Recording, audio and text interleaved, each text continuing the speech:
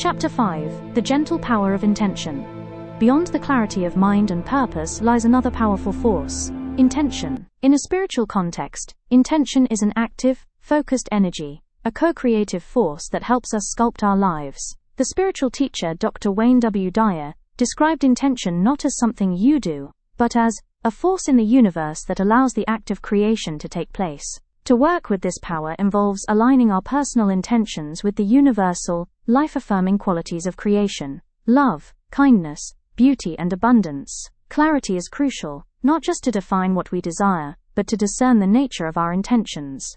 Vague or ambivalent intentions send mixed signals to the universe. A clear intention acts like a sharply defined request. The law of clarity is the very bedrock of effective intention. Some have explored connections between intention and quantum physics. The famous double-slit experiment showed that the mere act of observation, a form of focused attention, appeared to influence the behavior of subatomic particles. While speculative, this suggests a universe far more responsive to consciousness than we might think. Our intentions may carry an energetic signature capable of interacting with the field of potentiality. There is a sacredness, a profound responsibility, that comes with recognizing the power of our intentions. The law of clarity invites us to cultivate intentions that are not only clear in their aim, but also pure in their source. There is also a beautiful paradox in this dance: the art of setting a clear, heartfelt intention, and then, with profound trust, surrendering the specific outcome to the universe's vaster wisdom. This surrender is not passivity, but an active trust, and knowing that when our intentions are clear and aligned with the flow of life, the universe conspires in our favor. Chapter 6: The Stillness Within. The journey to clarity is deeply experiential, rooted in practices that quiet the mind. Among the most ancient of these are mindfulness and meditation. Mindfulness is the practice of maintaining a continuous, alert, and non-judgmental awareness of the present moment. It anchors us in the now, where life truly exists. It creates a space between stimulus and response, a pause wherein wisdom can arise. Meditation encompasses various techniques to train attention and awareness. Samatha meditation involves focusing on a single object, like the breath, to develop a deep state of calm. Vipassana meditation involves observing thoughts and feelings with clear awareness, gaining insight into the workings of the mind. The regular practice of stillness yields a wealth of benefits: stress reduction, enhanced emotional regulation, and improved focus. A simple yet effective mindfulness tool is the HALT method. Pause and mindfully check if you are hungry, agitated, lonely, or tired. Addressing these basic needs can often restore a degree of mental clarity. In the relentless symphony of the modern world, the soul yearns for a quiet space. This sanctuary is not external, but an inner realm, the profound stillness at the heart of our being. Clarity often emerges, not when we add more to the mind, but when we allow the mind to settle, like sediment, in a glass of disturbed water. In the quiet observation of the breath, confusion begins to dissipate. And in that inner quietude, a different kind of knowing arises: the whisper of wisdom, the gentle luminescence of our own inherent clarity. Ilara, a cartographer of great renown, was commissioned to map the mythical labyrinth of whispers. It was a disorienting landscape of shifting perspectives and illusory pathways. She relied on her trusted tools and logic, but the labyrinth mocked her efforts, and her charts became a chaotic mess. Exhausted, she remembered an old hermit's words: "To map the unseen, first still the seer." She set aside her instruments and sat in stillness. She practiced observing her breath, allowing the labyrinth's whispers, the doubts and fears, to pass without judgment. Slowly, a transformation occurred.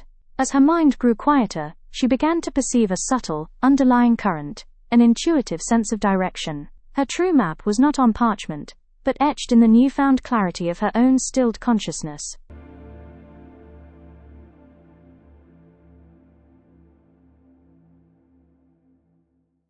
Chapter 7: The Wisdom of the Sages. The quest for clarity is ancient. Great traditions have offered profound guidance. Among these, Stoicism from the Greco-Roman world and Taoism from China stand out. Stoicism offers a framework for building an unshakable inner citadel of peace. At its heart is the wisdom to differentiate between what we can control and what we cannot. We can control our inner world, our thoughts, judgments, and responses. True freedom comes from focusing our energy there. Marcus Aurelius wrote, "If any external thing causes you distress, it is not the thing itself that troubles you, but your own judgment about it." Clarity involves becoming aware of these judgments and choosing whether to assent to them. Taoism offers a path to clarity through harmony with the Tao, the ineffable, natural order of the universe. Central to Taoist wisdom is Wu Wei, or effortless action, acting in harmony with the flow of life, rather than forcing outcomes. Lao Tzu taught simplicity, patience, and compassion. Taoism gently guides us to declutter our lives, possessions, and thoughts, creating space for what truly matters to become clear. Though these philosophies arise from different cultures, their paths converge. Both advocate for a form of letting go as essential. The Stoic lets go of the desire to control externals. The Taoist lets go of forceful effort. This suggests a universal truth. Clarity is often found not in acquiring more, but in releasing the clutter that obscures it. In our relentlessly fast-paced modern world, it is easy to feel adrift. Yet, within these treasure troves of ancient wisdom, lie anchors for the soul. The words of Seneca, Marcus Aurelius, and Lao Tzu resonate with an astonishing freshness today. They provide us with sophisticated tools for engaging with life more wisely. They teach us that the citadel of peace is built within, and that the clearest vision comes not from straining to see, but from allowing the dust of our own agitation to settle. Chapter 8. The Unfolding Script. In the quiet sanctuary of the written word, a powerful alchemy can occur. The act of journaling is a profound spiritual practice, a tool for self-discovery, and the cultivation of deep clarity. By externalizing our thoughts and feelings onto a page, we gain objectivity. We see patterns, identify recurring themes, and understand the underlying beliefs that drive our behavior. The act of writing necessitates an ordering of our thoughts, transforming diffuse inner experiences into tangible, manageable forms.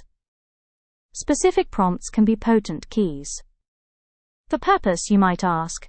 If I could accomplish one thing this year, what would it be, and why does it matter to me? For emotional clarity, you could try, if my current emotions were a type of weather, what would they be? The very process of writing can bring order to inner chaos. As one person noted, journaling helps you to own your narrative.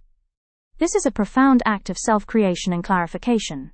A consistent journaling practice is not just a tool for moments of confusion, but a proactive practice for maintaining long-term clarity, a form of continuous self-authorship.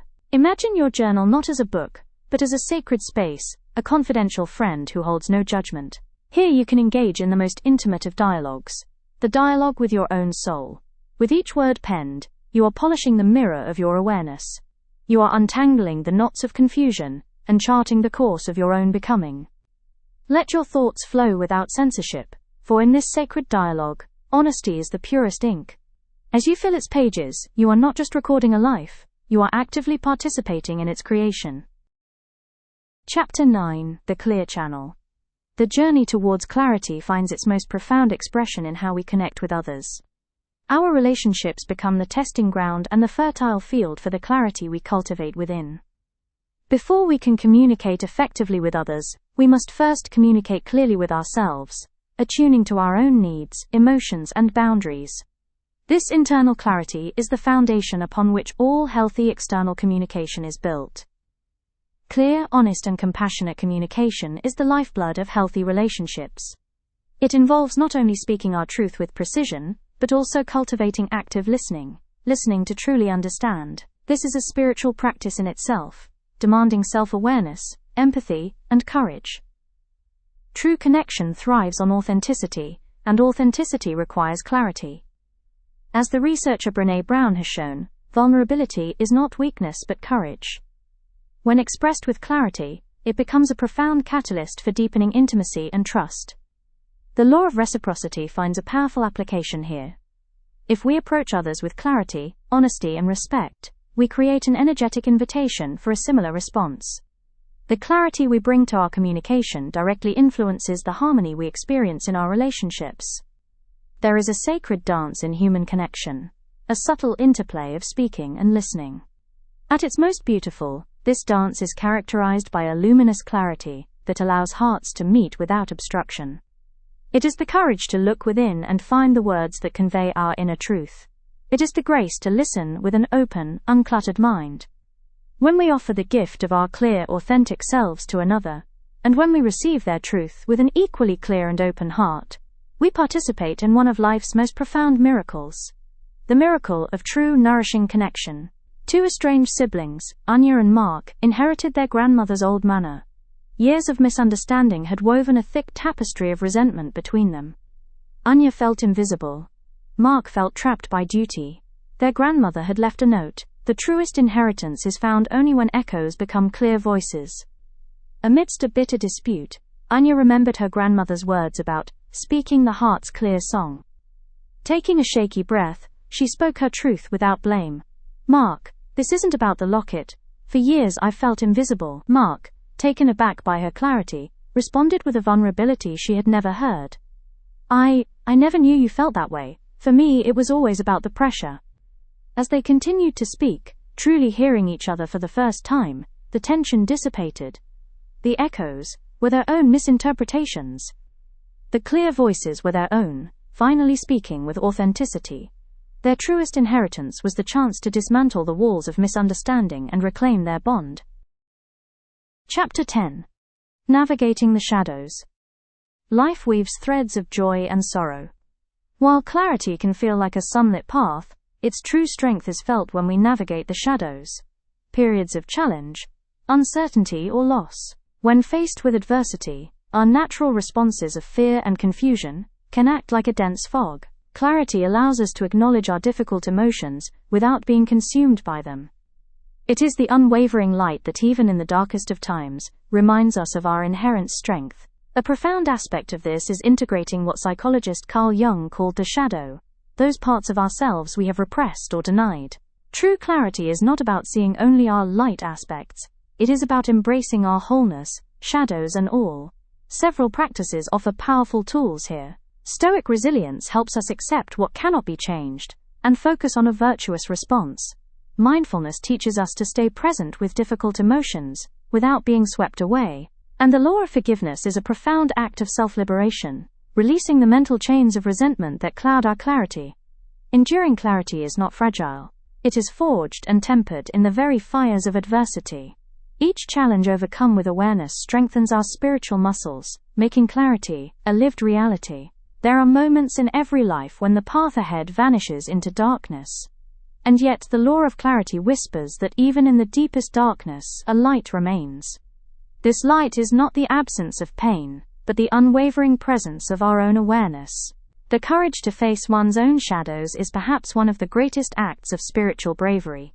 It is in embracing our wholeness that we find a clarity that is deep, resilient, and profoundly authentic. A Sufi story tells of the mystic Rabia, seen searching for her lost needle on the street. When asked why she searched outside when she lost it inside her hut, she replied, "Because there is more light out here." She then explained that we too search for what we have lost inside ourselves in the external world.